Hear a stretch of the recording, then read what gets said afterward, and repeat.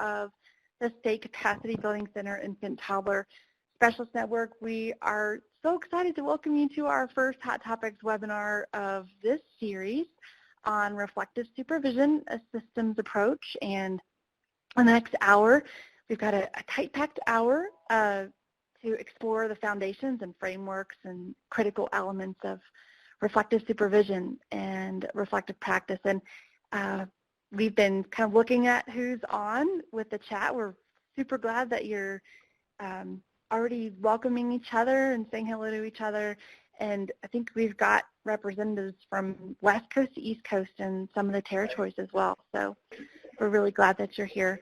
My name is Holly Wilcher, and I'm the Infant Toddler Technical Assistant Specialist for Region 4. And I'm going to let my co-presenter, Kelly Perkins, introduce herself. Great. Thank you, Holly. Welcome, everyone. My name is Kelly Perkins, and I'm with the State Capacity Building Center, and I am the Infant Toddler Technical Assistant Specialist in Region 3. We're so happy to have you all here today. And just as a quick note about logistics, this meeting will be recorded. So this meeting is being recorded. Thanks. Awesome. Thanks, Kelly. And that recording, just so you know, you'll get a follow-up email whether you registered or fully participate in the webinar today. You will get a recording of the webinar and PowerPoint in your email and then over the next couple of days. So other housekeeping issues, yes, please press star six to mute yourself, mute your phone, and then there'll be a time later on when we're talking about strategies and activities of reflective supervision that are going on in your states where we'll ask you to come offline. If you feel comfortable, or you can chat, either one. So we'll prompt you when to do that too.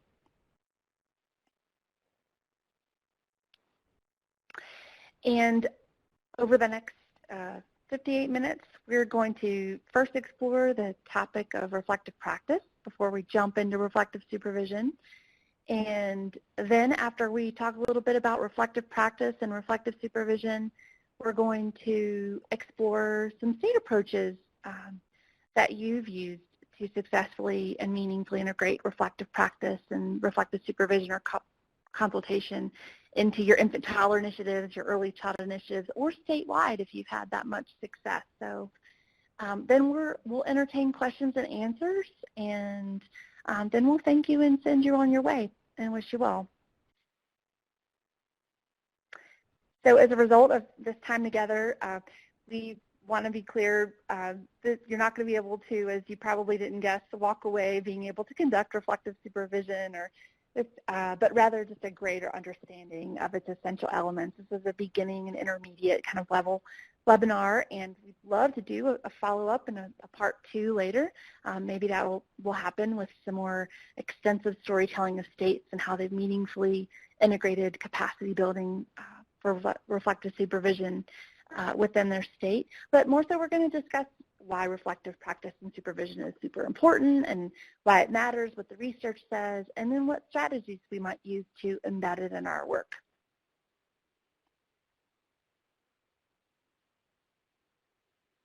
And so before, a couple of you have been mentioning it in the chat, your roles as you're saying where you're from, but you're going to see your screen change in a second, and we want you to select the role that best fits the hat that you wear most of the time, knowing that many of you wear different hats. But you're going to see your screen change, and just want you to tell us which role best represents you here from this poll. If there's an other, we absolutely know there is lots of others, please feel free to type in the chat if you don't feel like any of these roles fit you best.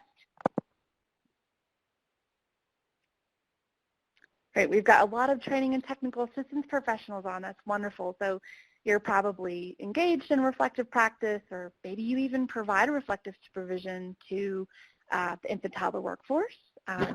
You receive it in your capacity as a relationship-based professional development provider or adult educator.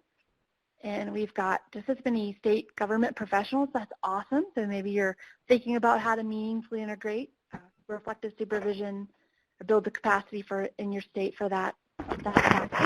We've got some direct child favoring practitioners, so hopefully you're engaging. I know you're engaging, reflecting on your work with children and families, and we're really glad you're here. We're really glad you're all here, and we've got, of course, some others, so child care resource and referral and otherwise. So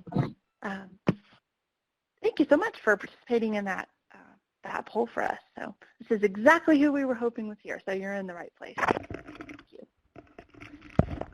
So the next thing you want to know before we go on, I am looking at some names, and I know some folks I've attended training who conduct training on reflective supervision. So we want to know, though, your personal knowledge and or professional experience with reflective supervision. If you could fit your knowledge and experience about reflective supervision, would you say you could fit it on a stamp that you maybe would put on a letter, a postcard? Would you fit what you know on a postcard? Could you write a letter about reflective supervision? Or are you ready to write a book about reflective supervision? So we want to hear from you. Where is your comfort level with reflective supervision? You're going to see your screen change in just a second. And what do you think? What would you tell us? Where could you fit your knowledge? Oh, y'all are so incredibly participatory. Thank you. All right, so many of you feel comfortable writing a letter, and many of you would also feel like you could fit what you know on a postcard. So that's a great place. So, and some of you a stamp. That is totally okay too. And I want to connect with the folks who can write a book so that you can do part 2 of this webinar next. So let's see. Thank you so much. That is great. So mostly postcard and letter writers. That's just terrific. So this may, some of the construct review, some of the construct information may be reviewed to you, and hopefully the state examples will be something that will be new and inspiring to you as well. So, and then finally, this no more polls, but we do want to know, you talked to us about your personal knowledge and your professional experience and or knowledge with reflective practice and consultation. Well, you tell us, what does reflective supervision look like in your state or territory? And it may be a combination, and maybe you're not sure, but let us know in the chat. Do you know maybe of a program? Maybe there are some programs or initiatives that include reflective supervision. However, you're not aware of any of those programs. Maybe there's at least one early childhood program or infant toddler program or initiative that includes reflective supervision consultation as a component. And maybe it's yours. Maybe you know because it's yours and you're doing it, or you know of another one and you kind of maybe like to emulate that. Maybe you're actively working towards developing capacity for reflective supervision, and you're here on this webinar to kind of learn a little bit more about that. And maybe you are a state who has got the Mercedes-Benz version and you have a formal approach and model to delivering reflective supervision across sectors and settings for direct and indirect service providers, and maybe you're unsure, and that's okay too. So currently in your state, let's see, actively working towards, Benjamin says, thanks Ben, and Colorado, Lisa says, has a combination of the second 2 bullets. So okay, this is a spectrum, and we just want you all to know that there's no wrong place to be here. You may oscillate between these bullets. That's totally okay too. I suspected this, Jackie. That's a really great point. In your QRIS program, you use it with your TA providers. So maybe in your quality framework, that's a huge conduit for reflective supervision, and that's where you've started. Through the Infant Mental Health Association, yes, Kelly, isn't that right? There's lots of states on here that have endorsement, purchase the endorsement. So Kelly and I were thinking initially that you're probably leveraging that requirement for reflective supervision in there. Let's see. Hello from Georgia. Hi, Kitty. You have some programs, but hit and miss. Okay, developing capacity. Okay, so I see kind of from the response here, Kelly, that it looks like we've got folks probably in the second and third bullet. They've got at least one program, or maybe the quality framework or QRIS is using it. A lot to the infant mental health endorsement, and that's the only experience we have. And we'll talk about that because we want to, at the end with the state examples and strategies, we kind of predicted that that states who have purchased the infant mental health endorsement may be leveraging that quality assurance requirement for reflective supervision to build capacity statewide across sectors and settings. We have enhancement, but in the system capacity. Kelly, did you want to say something? Oh, I was absolutely agreeing with you. It's really interesting to see all the different ways people are thinking about how this is integrated in their state or territory. Yeah, thanks, Kelly. Okay, and it's totally okay to be unsure. I'm so glad there are some unsures because that's absolutely normal. Okay, I don't see any more kind of responses coming in, but if you want to continue to think about that and think about where you see maybe it's not reflective supervision, but maybe there's reflective practice that's encouraged in your initiative, and that's okay too. That definitely counts and is valuable on the spectrum. So thanks everybody for participating and sharing kind of where you are along that continuum in that spectrum. I'm going to turn it over before we kind of dive into exploring capacity building for reflective supervision. Kelly Perkins, my teammate and peer, is going to review reflective practice with us and what that means. So, thanks, Kelly. Great, thank you, Holly, and thanks to everybody for talking in the chat and letting us know where your states are and what you're thinking about. And please feel free to keep that going. We're excited to hear all of that and talk about that as well. So like Holly was saying, we're just going to quickly situate exactly what reflective practice is before we go into reflective supervision and consultation. And so it's this understanding that reflection is something that's very intentional and something that we do by utilizing different methods and different techniques. And the overarching purpose is really to help further learning and to change practices.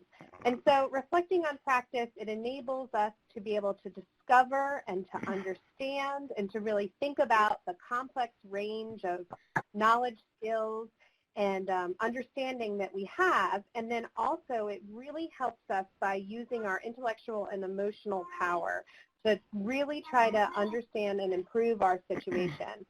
And it also allows us to look very deeply at how we understand the world, how we interpret it, and how our behaviors are driven by that. And it also gives us an opportunity to challenge our own beliefs and to think deeply about what we might be able to do differently or what strengths to build on. So when we're thinking about reflective practice, we know that it's really important to remember that reflection is a developmental skill. And so we think about how we're analyzing our own actions in order to improve our own professional practice. And then we use it to explore and explain events. And so to really go beyond not just describing what happened, but to dig deeper into them. And it gives us a platform to think about and analyze our anxieties, our errors, and our gaps or our weaknesses, but then also to really focus in and hone on our strengths and our successes and to really build from there.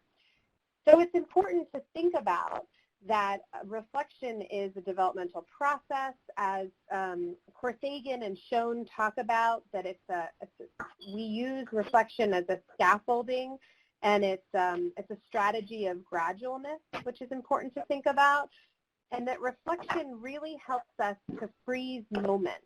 And those moments are frozen for the purposes of to look back on an event or to look forward on an event and to plan ahead on something that's in the future. And also it allows us to be present and to reflect in action. It's important to think about how there's different reflective practices that are appropriate for different times and different contexts as well. So on your screen you see some bullet points around what a reflective practitioner does and what it allows them to do. It allows them to experience surprise and confusion, and it allows them to really be present to different phenomena and different experiences they have. And it also allows them to be kind of experimental, to try out a new theory or to try something new. That's something that we're able to do as well, utilizing reflection. Reflection also is this component that really allows us to bridge theory to practice, and it helps us to explore theories and, like I just said, then to try them out. Oh my goodness, I think there's a baby. That's fun on an infant toddler specialist one. That's so funny. And then allows us to revisit the experiences of trying to actually try out a new theory. And previously, I was talking about different models that you can use, and we wanted to just share one quick model with you that we've actually seen a lot of different initiatives used or different states use. It tends to be one of the popular reflective models used, and this is Gibbs Model. And so you can see that it's a circular motion that you go through as you're going through reflection, and that it's iterative. It's something that we continue to do. So Gibbs talks about how when you're really practicing reflection, you're going through this cycle of describing what happened, of really harnessing in on what are the feelings that you thought about during that particular event. And then you're evaluating those that event, those feelings, and also what happened within the context of that event and that experience. And then you move into an analysis. What sense can you make of the situation? How can we, think about it and maybe separate our emotions a little bit and start to do some analysis around it? And then how do we draw some meaning making from this? How do we think about a conclusion that could come from this particular event? And then how do we push that forward into some action planning about what you could do next time or what you'll do in the future? And then you go right back into the cycle again about talking about what happened again. So when we're really engaging in reflective practice, you may want to use this model and walk through and explore a particular event. And Holly's going to talk about how one of the most important parts of this is that this happens in relationship with other people, and that interaction is so very important that helps to guide reflection as well. So that was a very quick, brief overview just to help situate us and how we're thinking about and talking about reflective practice. So we just have a quick question for you. We're curious to know, how have you integrated reflective practice in your work or in infant toddler initiatives? And if you could type in the chat box, we would love to see how you've been integrating reflective practice, and especially around your work within infant toddler initiatives.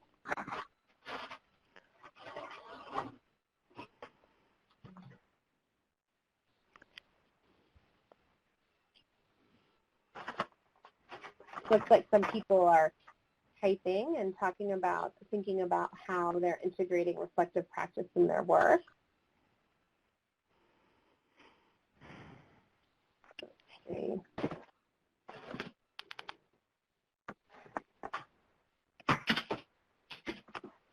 Looks like Lisa's talking about some work that Colorado has been doing with structured coaching models for infants and toddlers, early care educators, and it's intended to increase the reflective capacity of those teachers. Great, thank you, Lisa. Looks like some other people are typing. And while people are typing, I'm wondering if we can also pull up the second poll as well. We're interested in knowing if that little brief intro into reflective practice was helpful to you and maybe helped improve some of your knowledge around it. We recognize that it was a very quick, brief intro to it, but we're curious as to if that's helpful, especially in the context of these hot topic webinars, to have that information kind of up front about how we're thinking about it. And it looks like we have some other people talking about how they've integrated reflective practice, and Simone is talking Kelly. about how, oh, sorry, go ahead, Holly. Oh, no, Simone uses the Gibbs model. I was just wondering. Oh, that's great. That's so fun. That's wonderful to hear. Yeah, we have lots of people that have really shared with us how helpful that Gibbs reflective cycle is. And it looks like Jackie is using this informally, peer-to-peer discussions. Let's see. It looks like Jessica has worked within some child care programs, especially with the Reggio-inspired programs that really value that reflection, especially within their planning. Absolutely, Jessica. And looks like Lisa's sharing some more about Colorado. So keep that going. We'd love to continue to hear about what you're doing. Please, share that in the chat. And I'm going to turn this back over to Holly, who is going to talk a little bit more about how we think about reflective supervision, some of the core components, and then share how states are doing this as well. Great, awesome, Kelly. I remember the first time being exposed to the Gibbs model and learning that changing behavior that my own behavior couldn't change unless I thought about it. And that was so key to me. And the first time I experienced someone sharing this model with me, that, thinking about what we do, being so critical. And I love you shared that model. And if there are other models too, and maybe you use a formal approach or an informal approach. And I see Christine talking about the classroom assessment scoring system followed by a quality improvement plan. I'm thinking that's what QIP stands for. So yeah, I'm looking at all of your examples, and you're definitely integrating at the kind of one end. If you think about reflection as a spectrum, reflective practice on the end, and maybe the other end of the spectrum or in the middle somewhere is reflective supervision. Yay, Benjamin, we're trying to work in concepts around supporting coaches who go out to providers, and it looks like that's Renee's goal too. And Arlene and Virginia, they have expanded the infant toddler network to include mental health consultants, and these consultants have to get the endorsement, which includes reflective supervision.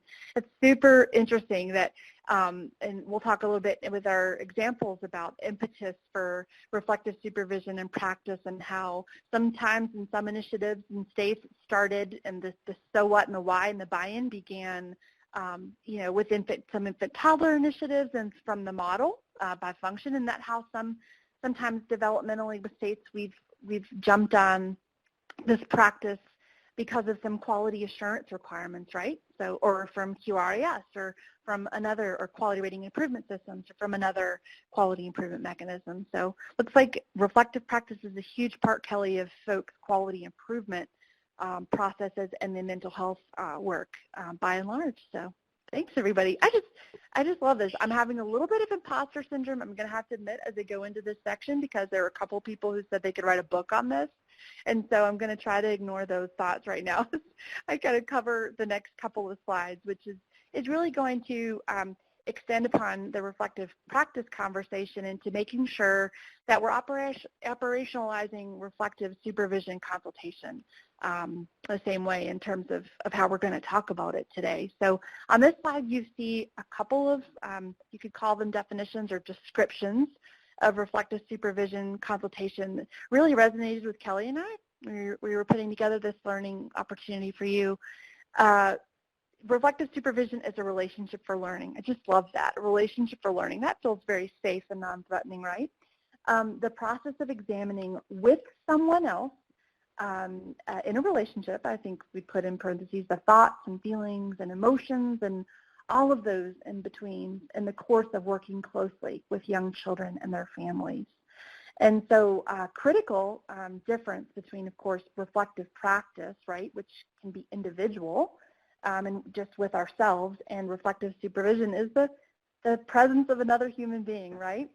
So I'm glad, I hope those definitions resonated with you. There are probably handful of 10 others that probably connect with you, or maybe you've operationalized or defined or adopted in your reflective supervision models. And here are just a couple of other descriptions that don't come from science necessarily or quoted by researchers, but maybe some of these attributes of supervision and reflective supervision and consultation resonate with you as a relational process. So a process is super unique to each of us, what reflective supervision and consultation. I remember the first time I had reflective supervision, it was one of the first times that I felt truly heard outside of my role in the classroom, and heard and really valued, and my voice had value, and my internal voice and my reflective voice had value.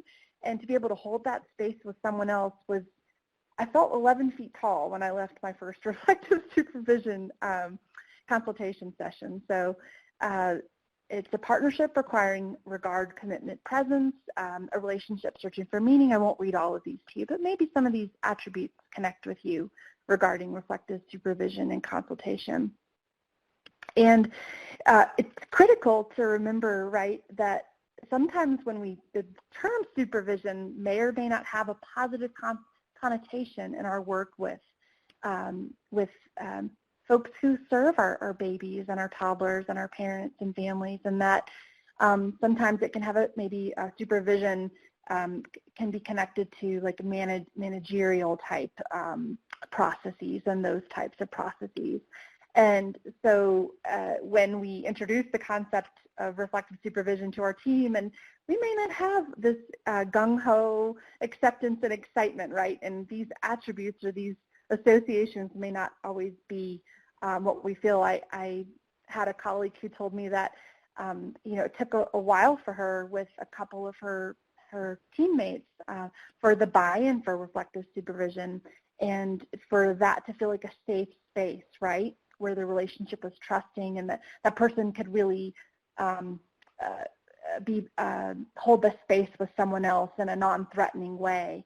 And so, but what we know, and not and also what we know and what the research tells us is that super critical to the buy-in and that successful uptake, right, of integrating meaningful reflective supervision practices, that relationships being the heart of that, right? So when we take the time to think about one of the most important people with whom you've had a close or secure relationship and one that made you feel strong and confident and feel really good about yourself, it's those kinds of relationships that are super critical in the heart of reflective supervision. As I think there are books with that title, right? And lots of folks who could write the books on it have described it in that way. And then in terms of when we think about the process of reflective supervision, these three elements also come to mind. A collaborative, of course, having another person, supervisor and supervisee working together, relational, and that it's a shared experience. Of course, extremely individual and not cookie cutter across everybody's experience. Is not going to walk away with the same outcome or result. It's going to be individual.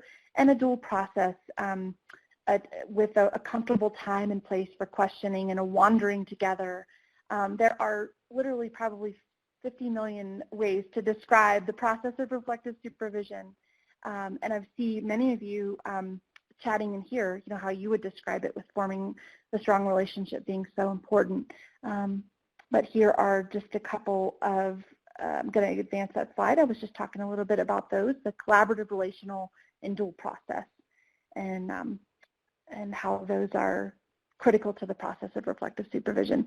And then there's this concept of parallel process, right, that when we experience something, we can better know how to help someone else experience or recognizing it. That importance of being able to be with a baby in the way that others can be with us and hold that space for us. And there are two definitions here of parallel, not definitions rather, but descriptions that we wanted to share with you. A distinguishing feature of reflective supervision is the exploration of that parallel process and attention to those relationships, that relationship between the practitioner and the supervisor, between the practitioner and the parent, between the parent and the child. If someone else's role is to work directly with parents and infants and teachers, parallel process is critical across all of those roles. And I love what Jerry Paul says about parallel process simply meaning doing unto others as we would have others do unto others, right? And then also Schulman in 2008 said, it means the way in which a supervisor interacts with the supervisee models for that supervisee what he or she should do with his or her clients. So the parallel process, the way that supervisors relate to staff supports the way that staff relates to parents, supports the way that parents relate to children. And of course, as Kelly mentioned, having the ability first to reflect within ourselves, and that reflective practice first is a critical, essential step in order to, scaffold our process in being a reflective practitioner, and then engaging and participating in reflective supervision and consultation. So. All right, and I love the way Weatherston and Barrett say it in their 2009 Zero to 3 article, the shared exploration of the emotional content of infant and family work as expressed in relationships between families or parents. It could be grandparents and infants, or grandparents, aunts and uncles and practitioners, or supervisors and practitioners. So, so lovely the way they say that. And then again, reflection, collaboration, and regularity. It seems kind of tautological to say that reflection is a part of reflective supervision, or critical part of reflective supervision. But this is, one of you have probably read this book, or many of you have read this book, that the 3 building blocks of reflective supervision, or critical elements, are reflection, collaboration, and regularity. And as Kelly mentioned, reflection just meaning stepping back from that immediate, intense experience of hands-on work and taking the time to wonder out loud with ourselves or with someone else about what that experience really means. And what does it tell us about the family? What does it tell us about ourselves? And then reflection in a supervisory relationship requires a foundation of honesty and trust, like we talked about. And that the goal of that honesty and trust is to create an environment in which we can do our best thinking, right? And we can be calm and feel supported. And I think it's important to note that when we talk about supervision, and the connotation, right, that our teammates might have is that, you know, there's clinical, managerial, and reflective, and that supervision can have negative and not so positive connotations sometimes. And it's really important to note that reflective supervision is not therapy, right? It's focused on experiences, thoughts, and feelings directly connected with the work. But reflective supervision is characterized by that active listening and thoughtful questioning by both parties. Not therapy, not diagnosis. It may feel very relaxing, and I think that that's essential why it's such a critical part of the quality assurance of infant mental health endorsements and credentialing. But it's all about working through the complex emotions in that safe space. Let's see if we want to say anything about that. We won't go too much into this. Isn't, again, a training on reflective supervision, but I would love if you want to continue to chat any other essential elements you've found to reflective supervision and consultation. That would be lovely. We'd love to hear what it means to you. And we didn't mention at the beginning, but we are not sending out a formal evaluation. Instead, we're doing little checkpoints throughout this Hot Topics webinar and the rest of our series. And Kelly talked about reflective practice, and we heard a little bit about how your knowledge of reflective practice improved. And you've had about 10 or 15 minutes of a very, very high-level 30,000-foot overview of reflective supervision and consultation. But can you tell us how your understanding in reflective supervision has improved? And we will not broadcast these results, and they are completely anonymous, so thanks for sharing that. And in this next little bit, we're going to transition into hearing from you, but I'm going to prime the strategies and examples that you share by sharing a couple of examples from the states of how you've done it. And those 3 building blocks, Claire, are exactly the ones reflected from the 0 to 3 resource. So I should have had Parlikian's or Rebecca's citation there. So yes, Clarice, exactly, 3 building blocks, one and the same. I don't know if there's any other, kind of models that talk about the 3 building blocks of reflective supervision, but I think in our work, the 0 to 3 resource is definitely the one that's the most. And we have some resources cited at the end of this presentation of all of the citations that we've made, and also resources to extend your learning. So thank you. Thanks, Ty. Thanks, Ellen. Thanks, Clarice. Good point of clarification. I should have mentioned 0 to 3 right off the bat. Thanks for participating in that little check-in as well. So we're going to dive into I think there's a representative from each of these states on here. And we want to provide a very quick disclaimer that we did not attempt to share your examples exhaustively. It would be awesome, as we were talking about earlier, to do a part 2 where each state kind of tells their story and really in depth from maybe an implementation science framework or the like of how you really embedded this effort and how you gained buy-in and what your successes are, what your challenges have been, and how you've overcome those. But here's a couple of examples. And after I go through these, I'm just going to go out on a limb and ask anybody that's from one of these states to speak up. And of course, if there's information that's incorrect, tell me if you can correct it.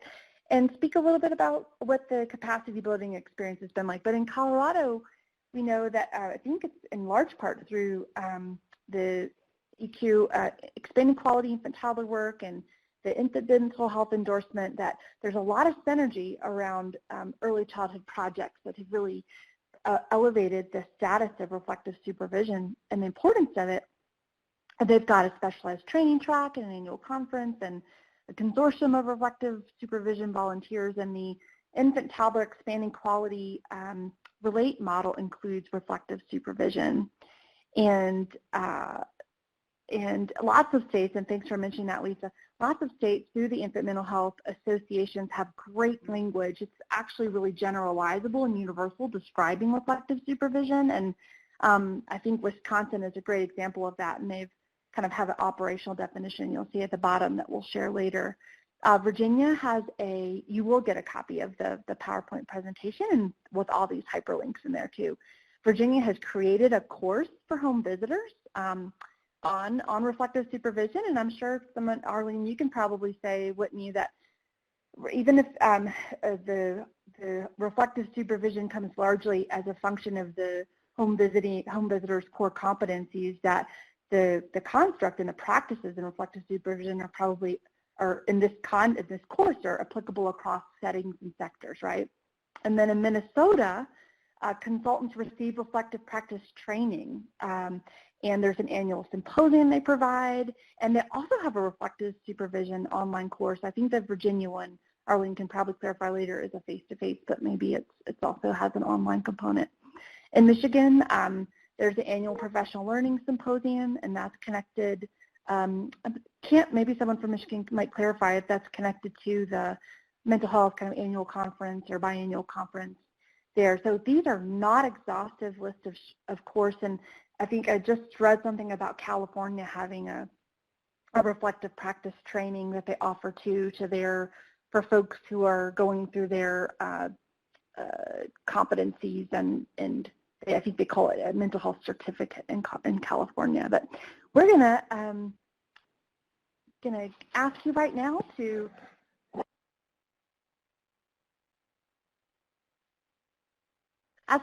if you're one of these states and you want to jump off and share about your capacity building and how you've done this. We'd love to hear from you.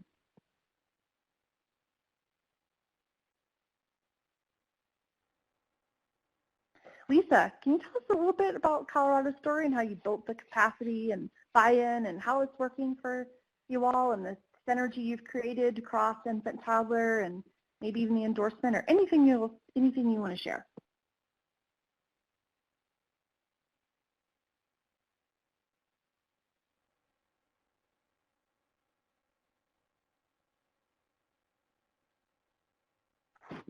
Not yet. Maybe press *6 or unmute.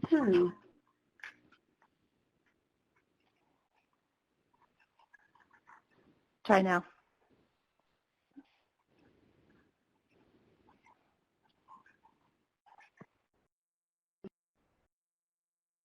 While we're waiting for Lisa, if Arlene or anybody from Minnesota, Wisconsin, are you there? Great. Hello, Holly. This is Ellen Coker. I'm not Ellen. Lisa, but Yay, I just would comment that one thing that really supported reflective supervision happening in Colorado with early childhood were Race to the Top funds. Now, those have gone away. They were not renewed, but there were 5 early childhood coaching consultants who worked with supervision groups in different regions of the state, some in person, some on the phone, some a combination. And so there were in the neighborhood of, there were about 25 groups of early childhood coaches that received reflective supervision for about 2 years. And so those are people that are really helping this to continue because it was so meaningful and useful to them. And the coaching consortium has required reflective supervision for a higher level coaching credential. and that's required to do coaching for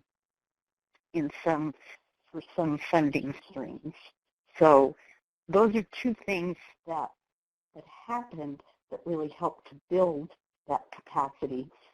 And the EQ initiative has long been a reflective practice opportunity for teachers who participate in that initiative.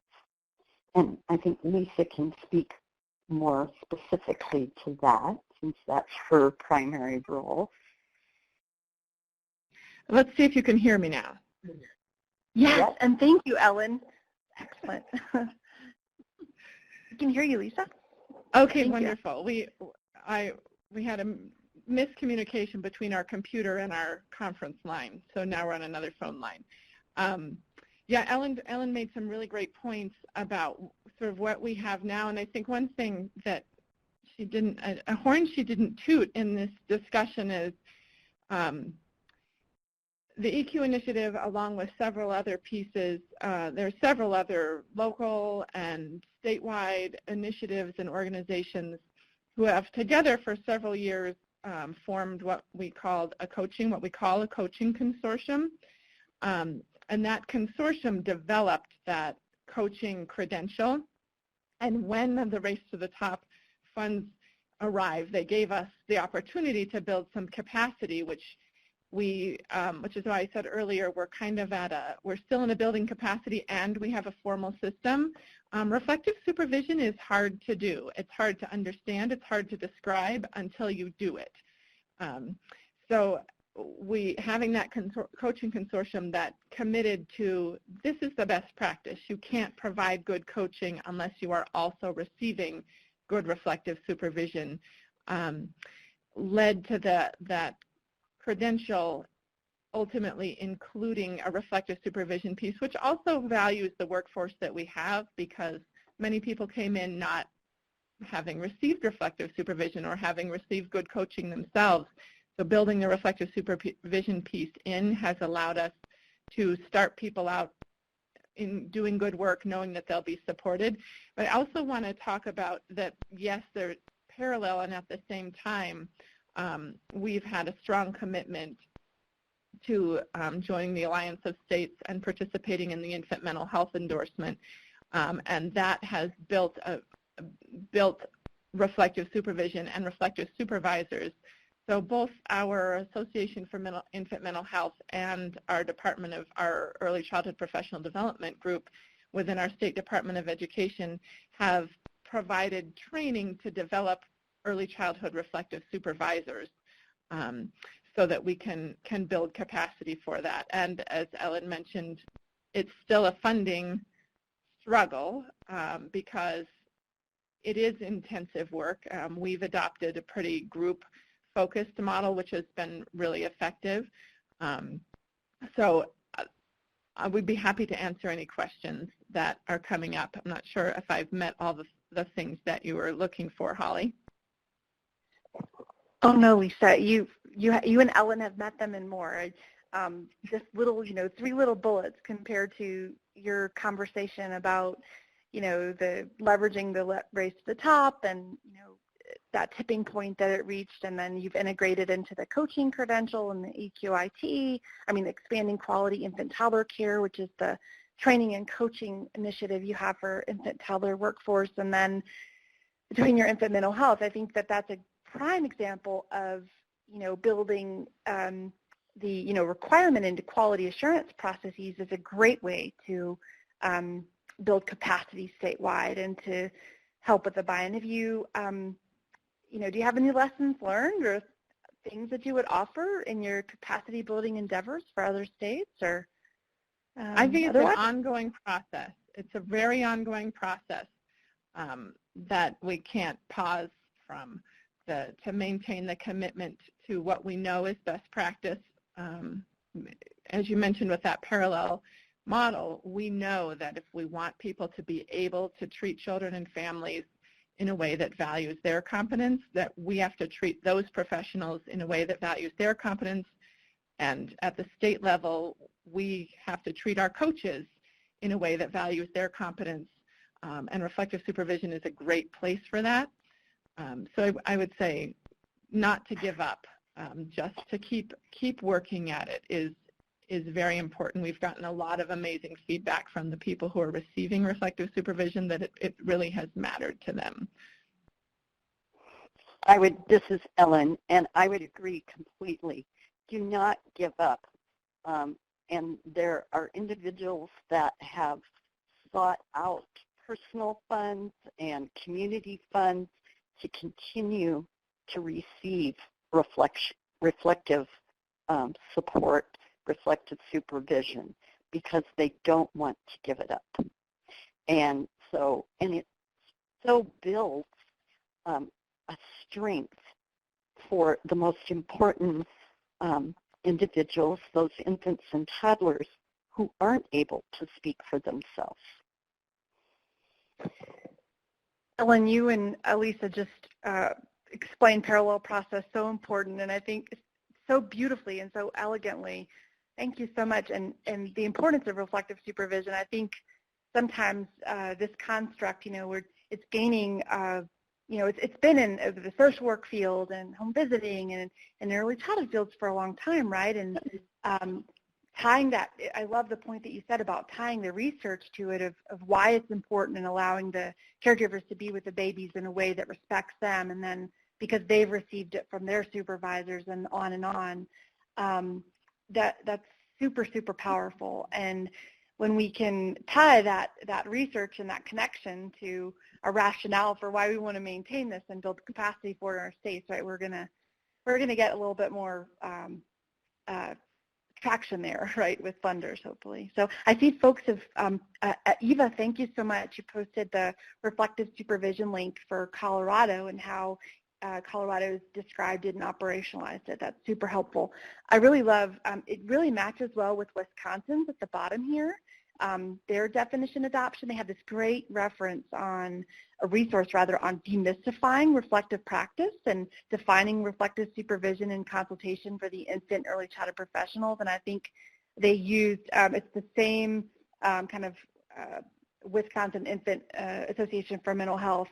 I think it's some general terminology that states have adopted that quality assurance process have shared. So thank you, Ellen and Lisa. And if you have questions for Ellen and Lisa and how they've integrated it or other states on this call today, feel free to type those in the chat. And I see some folks are just starting to think about it in states, and that's okay. And it's happening in pockets, and there's no wrong place to be across the continuum. As Lisa said, just keep going, keep swimming, right, Dory? So thanks for sharing the websites, everybody. Clarice also shared a great resource from the Early Childhood Learning and Knowledge Center. The Head Start, Early Head Start has awesome resources on reflective supervision. We've shared some later. Grace from Connecticut has partnered to build capacity with Head Start and Child Welfare in Part C to support subsidized reflective supervision, collaboration, training, and reflective practice. Grace, did you want to talk a little bit about how that's going? You can go off mute if you want. If the chat comments will suffice as well. That's how you feel. Okay, you're not on the phone. That's okay. And if you have questions, you can follow up with Grace, too, later if you'd like. And that'd be great. So, yes, leveraging where reflective supervision is already happening. We know in Early Head Start and Head Start. And maybe in your coaching credential, and maybe it's happening in your Part C or Part B system. Great connections, Grace. Yes, thank you, Lisa. Anyone else on the phone, either from these states mentioned on this slide or otherwise, who want to talk about how you're building capacity in your state? Or struggling, or questions you might have.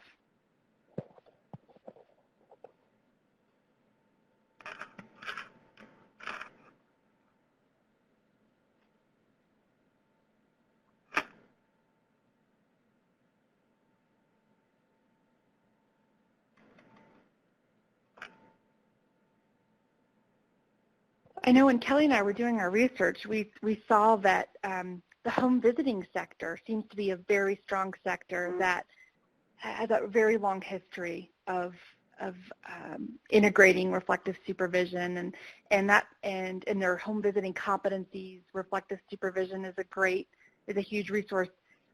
In our research, New Zealand and Australia are two countries that in their early learning practices and early learning requirements, they require reflective practice of teachers, and that they have to show an assessment of that. So varying stages of priority and preference.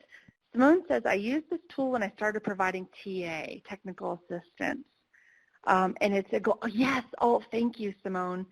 You just shared a really excellent resource, and it's a glossary that operationalizes the terms of technical assistance, of coaching, mentoring, reflective supervision, excuse me, training, and it was collaboratively done by the National Association for the Education of Young Children, the National Association for Child Care Resource and Referral Agencies. This is an excellent resource to get on common terminology and kind of the definitions and strategies behind those TA strategies. Thank you, Simone, for sharing that.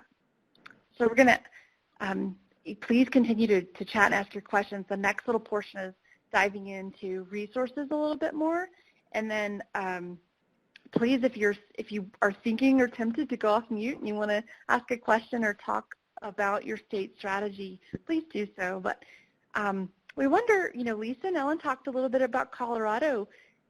Would integrating reflective supervision may be a requirement into your quality assurance process for either technical assistants or licensing consultants, or I don't know, somewhere where it might be happening in child care or other sectors?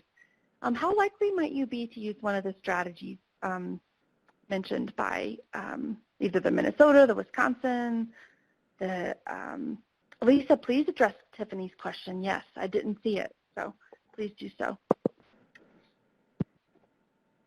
And now my screen is covered, but I think she wrote, what does reflective supervision look like for people who aren't who are not receiving coaching? And I think this is a lesson learned that we've been in our Growing Pains learning in Colorado. So our first funding stream, that race to the top that really boosted up reflective supervision for early childhood coaches, was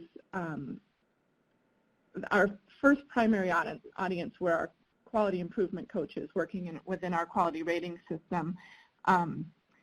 And we thought ahead of time that eventually most of our early childhood work in Colorado is distributed through a system of early childhood councils, and we thought that eventually the early childhood councils would sort of take over the responsibility for that supervision within their supervisory structures.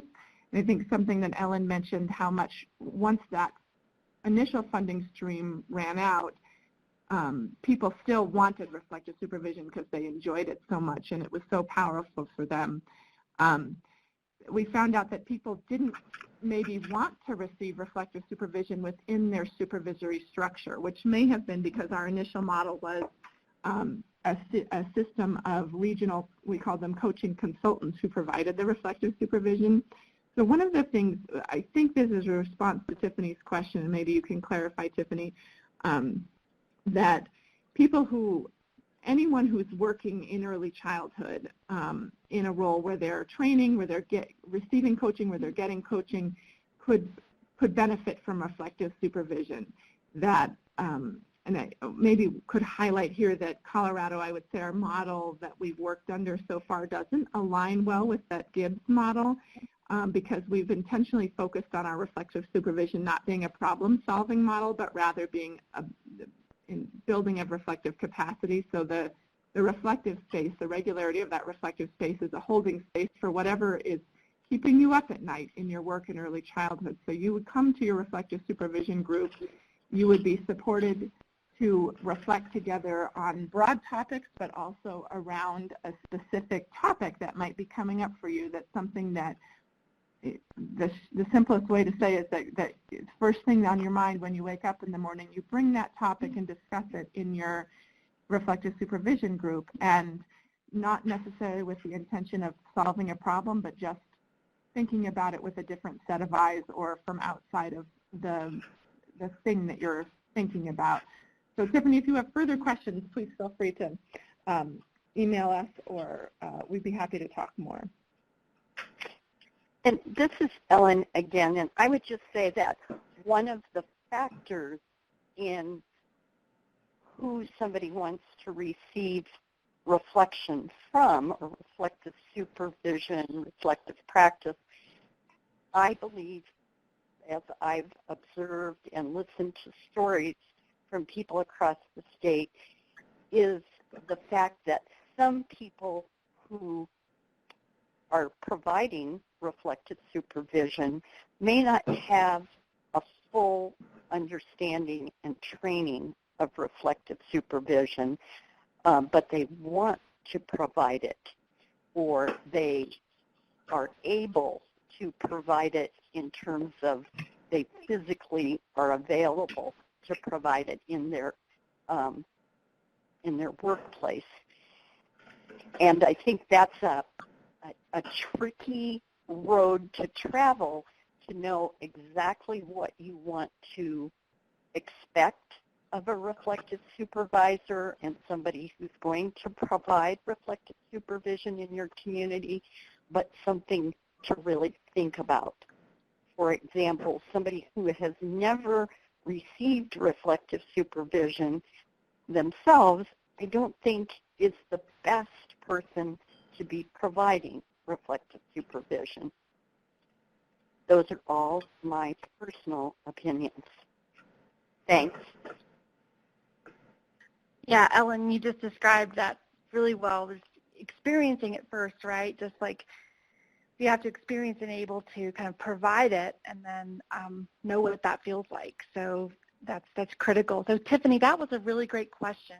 And Lisa, thank you, and Ellen both for sharing that. I think if we were face-to-face, there'd be lots of heads nodding here. And Tiffany, really excellent question that, you know, if you don't have this exact model of coaching or other relationship-based PD, professional development or learning, that reflective supervision might look very different. And whether it's happening in a program, like it's described in the resource that Clarice just linked, to kind of integrating it in your program if you're a director in a program, or if you're integrating it in a professional development initiative and you really want your consultants or coaches or trainers or people to receive it. You know, it might look different there compared to at the state capacity. If you're a government official and you're really wanting to implement this policy, it's say within your child care licensing staff, and you want them to receive it, it looks different there. So it'd be great if we had this great resource of best practices of what it looks like to embed it meaningfully across, you know, infant mental health work, and then